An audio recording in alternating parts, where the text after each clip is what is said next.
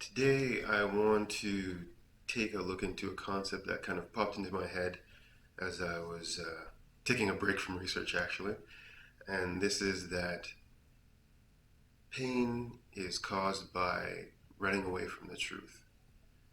We're going to take this a little slower than normal so that we can kind of really explore things and take some time to think about what's being said and to formulate new thoughts on the concept. So, I believe the mind and body know that they cannot sustain um, health or life in a way of thinking or being that's too far away from the truth. Um, this essentially prompts the body to cause some kind of pain. And when we mention pain in this sense, we're not just focused on physical pain per se, we're talking mental pain and emotional pain.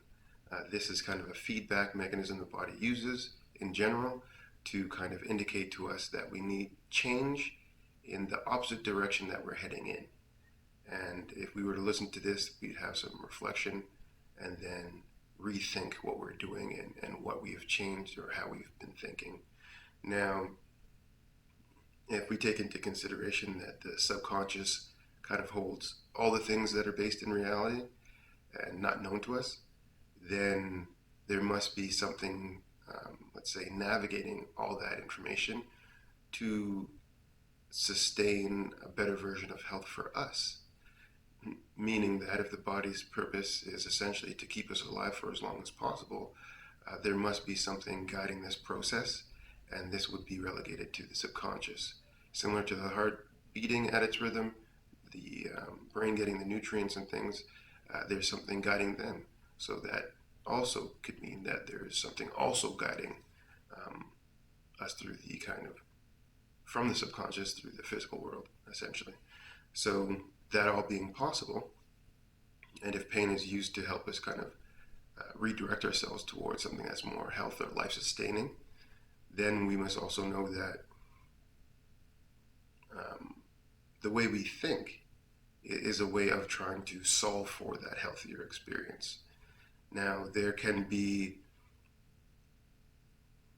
what I'm calling three primal um, areas of compromise, and when these are kind of challenged by a large situation that we cannot, let's say, appropriately adapt to, these areas which are creativity, choice, and creativity, choice, and emotion or emotional expression. When we make compromises to these areas, it is fundamentally destructive to any human being. And because of this, the subconscious will try to correct that because it cannot sustain a way of life that is oriented in that direction. And through this, it will cause mm, several attempts at trying to recorrect this. I view physical pain being the last way of trying to correct something like that, and it always starts with the kind of the softer things that we can't see very immediately, and ending with the very physical expressions of discomfort. Now, a working model of this is essentially we must know that something must always come from something. We can't create things out of nothing. So in this case, if we look specifically at the body for a nice little example, we have something that must precede the injury. This is generally some kind of pain. There's something that must precede pain. This is generally some kind of compensation. There's something that must precede compensation. This means a kind of wrong way of movement or direction. There's something that must precede the wrong direction or way of directing oneself. This is the incorrect thought. The incorrect thought must come from a compromise in something else. This becoming a way of looking at life or a way of solving a situation. This compromise must come from something else. The way of being challenged in a situation in a way of not being able to navigate the truth or healing element of that situation. Therefore, we go down a path and we'll have several ways of trying to correct it before it gets to something life-threatening, if you will. So that being said, we cannot particularly use a model in this case of um, being injured or being sick or being ill, then trying to correct it. Because as you see, there's several different levels that have been altered before then. And the truth is, the things that we are not aware of are the things that cause this kind of compensation to happen. And to be able to kind of rewrite that, we have to then become aware of the things that we are not paying attention to. Um, in this way, bringing about the healing process, the restoration process, you must have, then lose, then have, and that seems to be the cycle that the body or life seems to take, I guess is a way to put it, um, because you don't value things when you just have them, but when you lose them or move away from them, you start to see their value, and when this value becomes strong enough to believe in, then we have a change of actions, environments, and all these things to then restore kind of the person back to balance. Now, this is kind of a unique way of looking at health and injury and all these kinds of things, but in reality, we've not found a very proactive solution to these challenges, and this is an attempt at just that, something that's a little bit more proactive, creating a model that can kind of be used on a day-to-day basis to reflect and check our way of living life or our way of moving forward. If we know that we have made compromises in these three areas that I mentioned earlier, then we want to rebalance those out. Rebalancing them out is going to be something that takes some reflection, some looking back at what was done and what the outcome was. Now we have what we call human history, where we can look at very much many different lives lived a certain way and the outcomes that had kind of come about because of those things. In this way, we can have a way of navigating essentially what we're doing. But more importantly to this key aspect, I believe, is when we bring about more of a unity between those three primal areas of sacrifice, we then get the ability to think clearly. This being kind of a unity of those three things coming together, as they come closer and closer together, we have a more clear way of thinking, seeing, and doing. And in this way, balance becomes a lot easier, peace becomes a lot easier, because you're not sacrificing essentially those things that make us uniquely human for things that are external ourselves and that make us more not ourselves, I guess is the easiest way to put it. And when we keep this in mind, we are essentially, well, let's put it this way, I guess. I'll quickly talk about belief. I might make a separate video on belief to kind of go through a little bit more particularly, but essentially, a belief is formed of two parts. These two parts being a kind of emotional motivator and a mental solution to a immediate problem.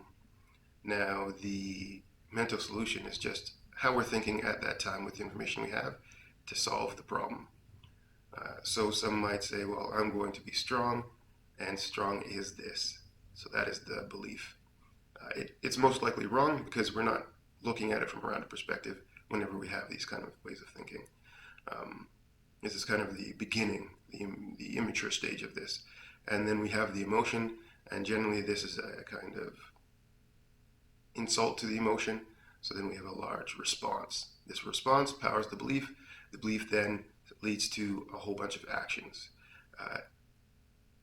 This kind of indicating that we must always reflect on our beliefs and what actions they make us do to see if they are actually bringing us towards the ideal we have in mind, which in this case is to be strong. So in this way, we might have a pursuit of life where we're always in power. Well, if you have all the power, are you really being strong? Not really. The idea of strength is to be powerful without any strength, to be weak and still have internal power. That's an end solution, but we don't particularly see it that way. We seek it externally. We're doing a whole bunch of stuff that never bring about the feeling that we're actually chasing after, and in this way should reflect to us that we're not doing the right things to continue the cycle, essentially that we've stopped and become complacent along the way of growth and still need to further realize that we don't know the things that we don't know, and should take life a little bit more easier and gradual, and take more time to slow down. Um, Essentially, though, we want to go full circle and know that the belief in the beginning was powered by a affronted emotion. To deal with that, we kind of seek externally because that's easier. There's becomes a little bit less personal that way, and we can make it ideal. We can idealize it, but the emotion and the way of thinking all came about without it really interacting with the physical world. So these things are kind of in our subconscious and conscious mind, and therefore acting them out is completely different. The result we'll get from our actions will not particularly match up with the thoughts we have in our head, and in that way it brings about the cycle of seeking this feeling that we need internally, externally, and we don't ever get there unless we realize that what we're searching for is a correction of an emotional imbalance, and therefore when we correct that, we will most likely realize we have all the things that we want already, and it's just for us to now appreciate them because we've probably lost and hampered them along the way of seeking this thing externally. So I think I'll end the thought there. I might have added a little too much elements there at the end, but essentially the more important part is the beginning, and then the ending of what I said is kind of additional. So if you could follow the beginning and that all makes sense and you could apply it to your life and use it in a positive way to pursue health, that is amazing and great.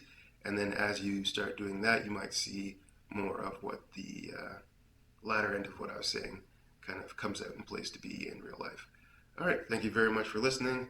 And this was again a kind of following of a concept that came to me to, at this moment, what will be its conclusion until I add more to the concept itself.